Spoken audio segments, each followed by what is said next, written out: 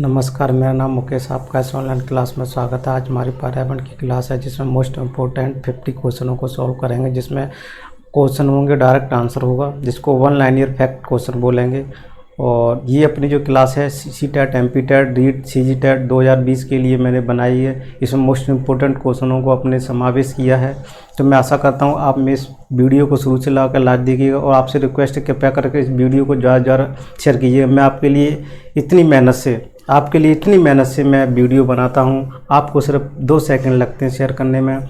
और शेयर भी उन लोगों के खातिर कीजिए जो बेचारे गरीब लोग हैं, जो पैसे खर्च नहीं कर सकते। इस फ्री ऑफ कॉस्ट, यानी इस क्लास का कोई चार्ज नहीं है, इस फ्री क्लास का वो फ़ायदा उठा सकें। तो मैं आशा करता हूँ आप इस वीडियो को ज़रूर शेयर कीजिएगा। अगर आप मेरे यूट्यूब चैनल पर नए हैं तो कृपया करके इस वीडियो चैनल को सब्सक्राइब करना ना भूलिएगा, ठीक है। और इसके बाद अगर मेरे फेसबुक पर आप इसी नाम से फेसबुक पेज पर भी इसको फॉलो और लाइक और शेयर करना ना भूलिएगा। तो चलो देखते हैं। विश्व का भूगोल आज की प्रमुख टॉपिक रहेगा अपना, जिससे रिलेटेड सारी क्वेश्चन रहेंगे अपने। विश्व का भूगोल, प्रमुख पवनें, यानी प्रमुख पवनें रहेंगी। तो प्रमुख पवनों से संबंधित जितने क्वेश्चन टाइप के बन सकते हैं वो मैंने सारे क्वेश्चनों को समावेश किया है। तो इसमें चलते हैं अपन।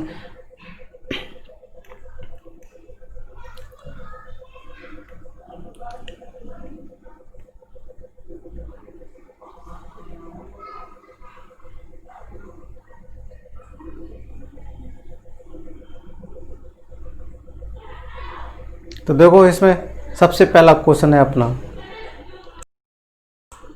सबसे पहला क्वेश्चन है, क्षैतिज रूप से चलने वाली हवा को क्या कहा जाता है?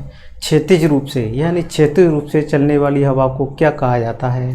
क्षैतिज रूप से चलने वाली हवा को क्या कहा जाता है? तो देखो इसका आंसर क्या है। तो इसका आंसर है पवन। क्षैतिज रूप से चलने वाली हवा को क्या कहा जाता है? पवन कहा जाता है। ऊर्ध्वाधर रूप से चलने वाली हवा को क्या कहा जाता है? ऊर्ध्वाधर। देखो, ऊर्ध्वाधर रूप से चलने वाली,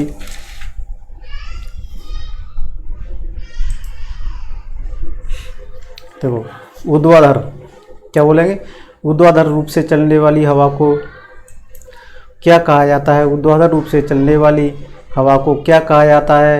वायुधारा कहा जाता है। किस रेखा पर पवनों की दिशा में कोई विक्षेप नहीं होता है? किस रेखा पर पवनों की दिशा में कोई विक्षेप नहीं होता है? भूमध्य रेखा पर। तो उसको क्या बोलेंगे अपन? भूमध्य रेखा पर पवनों की दिशा में कोई विक्षेप नहीं होता है। क्वेश्चन नंबर 4 की तरफ चलते हैं। क्वेश्चन नंबर 4 क्या कहता है? पवनों की दिशा में सर्वाधिक विक्षेप कहाँ होता है? पवनों की दिशा में सर्वाधिक विक्षेप कहाँ होता है? तो अपन आंसर की तरफ चलते हैं। इसमें डायरेक्ट क्वेश्चन है और डायरेक्ट आंसर है, इसमें ऑब्जेक्टिव टाइप क्वेश्चन नहीं है। तो इसको वन लाइनियर फैक्ट वाले क्वेश्चन भी अपन कह सकते हैं। पवनों की दिशा में सर्वाधिक विक्षेप कहाँ होता है? ध्रुवों पर होता है। अब क्वेश्चन नंबर 5 क्या कहता है? उत्तरी गोलार्ध में पवनें किस ओर चलती हैं? उत्तरी गोलार्ध में पवनें किस ओर चलती हैं? दाईं ओर चलती हैं। कहाँ ओर चलती हैं? उत्तरी गोलार्ध में पवनें किस ओर चलती हैं? दाईं ओर चलती हैं। चलो अगले क्वेश्चन की तरफ चलते हैं। दक्षिणी गोलार्ध में पवनें किस ओर चलती हैं? देखो क्या दिया हुआ है, दक्षिणी गोलार्ध में पवनें किस ओर चलती हैं? किस ओर चलती हैं? किस ओर चलती हैं? दक्षिणी गोलार्ध में पवनें किस ओर चलती हैं? किस ओर चलती हैं? तो देखो इसका आंसर देखते हैं। दक्षिणी गोलार्ध में पवनें किस ओर चलती हैं? बाईं ओर चलती हैं। दक्षिणी गोलार्ध में पवनें किस ओर चलती हैं? बाईं ओर चलती हैं। क्वेश्चन नंबर 7 की तरफ चलते हैं। पृथ्वी को किस गति के कारण पवनों की दिशा में परिवर्तन होता है? पृथ्वी की किस गति के कारण पवनों की दिशा में परिवर्तन होता है? घूर्णन गति के कारण क्या होता है? पृथ्वी की गति के पवनों की घूर्णन गति के कारण दिशा में क्या होता है? परिवर्तन होता है। क्वेश्चन नंबर 8 की तरफ चलते हैं। क्वेश्चन नंबर 8 को देखो। पवनों की दिशा के विक्षेपण के विक्षेपण के नियम को कहा जाता है, क्या कहा जाता है? पवनों की दिशा के विक्षेपण के नियम को क्या कहा जाता है? तो पवनों की दिशा के विक्षेपण नियम को फेरेल का नियम कहा जाता है। पवनें कितने प्रकार की होती हैं? देखो पवनें कितने प्रकार की होती है? क्वेश्चन नंबर 9 का आंसर क्या होगा? आप थोड़ा सोचिएगा, आपको 1-2 सेकंड का समय, फिर मैं आपको आंसर भी डिस्प्ले पर दिखाता जाता हूं। देखो सबसे पहले आप अपने मन में सोचिएगा कितने प्रकार की होती हैं, फिर मैं आपको आंसर की ओर ले चलूँगा। तो देखो बोर्ड पर मैंने टाइप कर दिया है प्रचलित पवन, मौसमी पवन एवं स्थानीय पवन। कौन सा आंसर है अपना? पवनें कितने प्रकार की होती हैं? प्रचलित पवन होती है, एक मौसमी पवन होती है, ठीक है, और एवं स्थानीय पवन भी होती है। तो ये अपना हो गया। अब देखो क्वेश्चन नंबर 10 की तरफ चलते हैं। पृथ्वी के विस्तृत क्षेत्र पर वर्ष भर चलने वाली पवन को कहते हैं। पृथ्वी के विस्तृत क्षेत्र पर वर्ष भर चलने वाली पवन को क्या कहते हैं? प्रचलित पवन बोलते हैं। चलो अगले क्वेश्चन की तरफ चलते हैं। अगला क्वेश्चन है 11 वाला। 11वां क्वेश्चन क्या कहता है? प्रचलित पवन को और क्या कहा जाता है? क्या कहा जाता है? प्रचलित पवन को और क्या कहा जाता है? प्रचलित पवन को और क्या कहा जाता है, यानी इसको दूसरा नाम क्या है? प्रचलित पवन को और क्या कहा जाता है? तो देखो इसका आंसर की तरफ चलते हैं। प्रचलित पवन को और क्या कहा जाता है? स्थायी पवन भी कहते हैं। अब क्वेश्चन नंबर 12 की तरफ चलते हैं। व्यापारिक पवन, पछुआ पवन एवं धुबरी पवन किस प्रकार की पवनें हैं? तो देखो क्वेश्चन नंबर 12 का आंसर देखते हैं कि व्यापारिक पवन, पछुआ पवन एवं धुबरी पवन किस प्रकार की पवन हैं? किस प्रकार की पवन है? प्रचलित पवन है। किस अक्षांश के मध्य पछुआ पवनों में सर्वाधिक गति होती है? Question number 13। किस अक्षांश के मध्य पछुआ पवनों में सर्वाधिक गति होती है? क्वेश्चन नंबर है 40 से 65 अक्षांश पर। 30 अक्षांश से भूमध्य रेखा की ओर चलने वाली पवनें कौन सी हैं? व्यापारिक पवनें बोलते हैं। उत्तरी एवं दक्षिणी व्यापारिक पवनें कहाँ मिलती हैं? तो उनको होते हैं भूमध्य रेखा बोलते हैं। अगले क्वेश्चन की तरफ चलते हैं। किन पवनों के द्वारा संभवनीय वर्षा होती है? किन पवनों के कारण? व्यापारिक पवनों के कारण संभवनीय वर्षा होती है। सर्वाधिक शुष्क व्यापारिक पवनें होती हैं। सर्वाधिक शुष्क व्यापारिक पवनें होती हैं पूर्वी व्यापारिक पवनें बोलते हैं। सर्वाधिक ठंडी पवनें होती हैं। सर्वाधिक ठंडी पवनें कहाँ होती हैं? सर्वाधिक ठंडी पवनें धुबरी पवन बोलते हैं। पछुआ पवन एवं धुबरी पवन मिलने से निर्माण होता है। क्या होता है? पछुआ पवन धुबरी पवन मिलने से निर्माण होता है। किसका निर्माण होता है वो अपन को देखना है। किसका निर्माण होता है?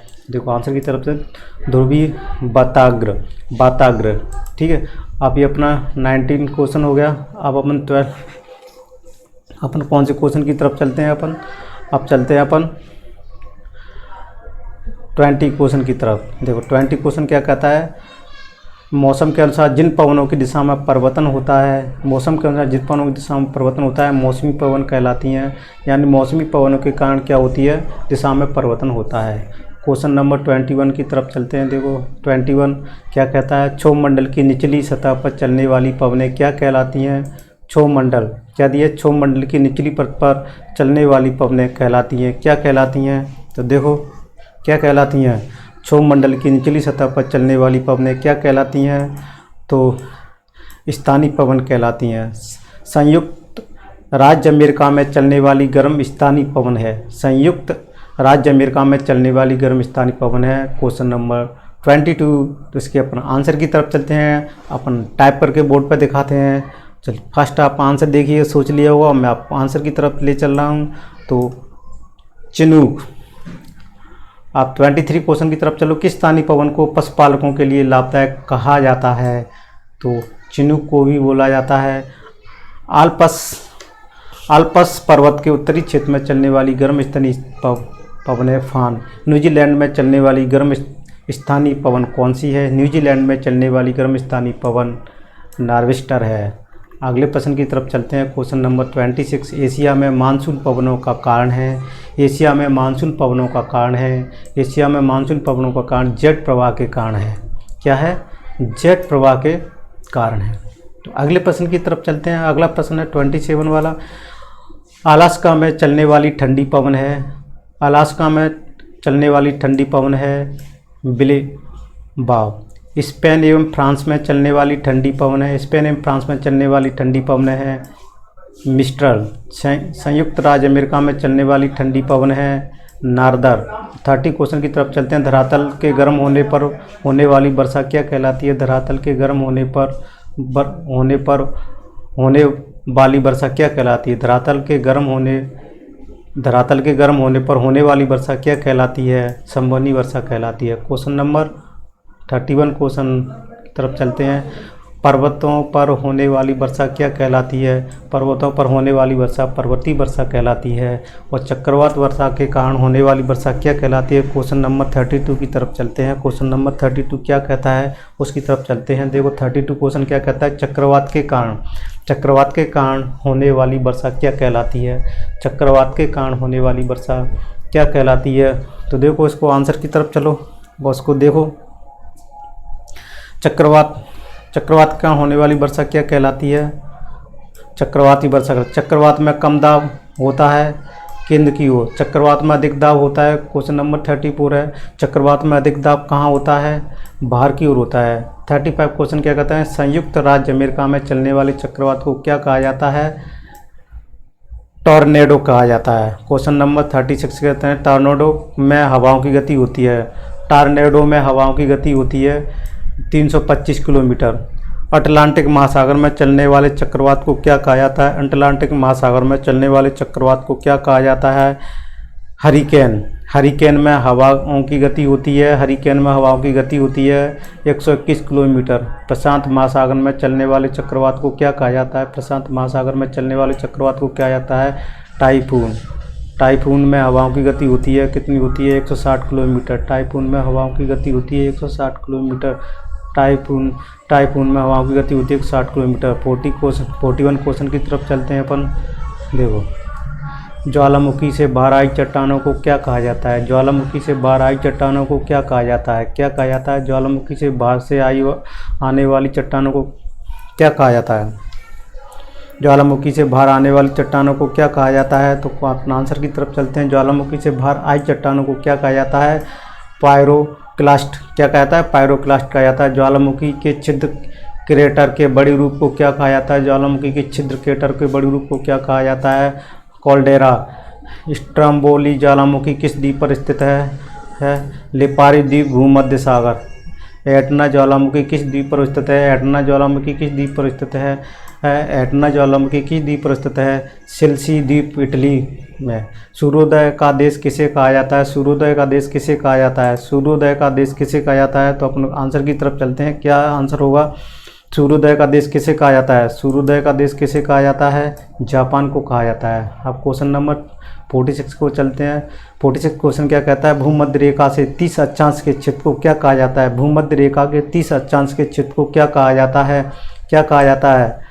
उष्ण कटिबंध। 30 अक्षांश से 45 अक्षांश के मध्य के क्षेत्र को क्या कहा जाता है? 30 अक्षांश से 45 अक्षांश के मध्य के क्षेत्र को क्या कहा जाता है? उपोष्ण कटिबंध कहलाता है। और 45 अक्षांश से 66 अक्षांश के क्षेत्र को क्या कहा जाता है? 45 अक्षांश से 66 अक्षांश के क्षेत्र को शीतोष्ण कटिबंध कहा जाता है। और 66 अक्षांश से 90 अक्षांश के मध्य के क्षेत्र को क्या कहा जाता है? क्वेश्चन नंबर 49 को देखो। 66 अक्षांश से 90 अक्षांश के मध्य के क्षेत्र को क्या कहा जाता है? तो कटिबंध कहा जाता है। और 50 क्वेश्चन, लास्ट क्वेश्चन अपना, ग्रीनविच रेखा किस देश से होकर निकलती है? ग्रीनविच रेखा किस देश से होकर निकलती है? तो उसका आंसर सही कौन सा होगा? तो देखो ग्रीनविच रेखा किस देश से होकर निकलती है? इंग्लैंड से होकर निकलती है। तो अपने 30 क्वेश्चन हो गए। और मैं आशा करता हूँ आपने वीडियो शुरू से लगाकर लास्ट तक देखा होगा। और ये भी आशा करता हूँ कि आप वीडियो को ज़्यादा से ज़्यादा शेयर कीजिएगा, जिससे और लोगों को भी इस वीडियो का फ़ायदा उठा सकें। जो बेचारे गरीब लोग हैं, जो पढ़ाई नहीं कर पाते, घर में रहते हैं, ठीक है, वो भी इस वीडियो का ज़्यादा से ज़्यादा फ़ायदा उठा सकें। तो मैं आशा करता हूँ कि आपने ये वीडियो शुरू से लगाकर एंड तक देखा होगा। तो thank you for watching this video.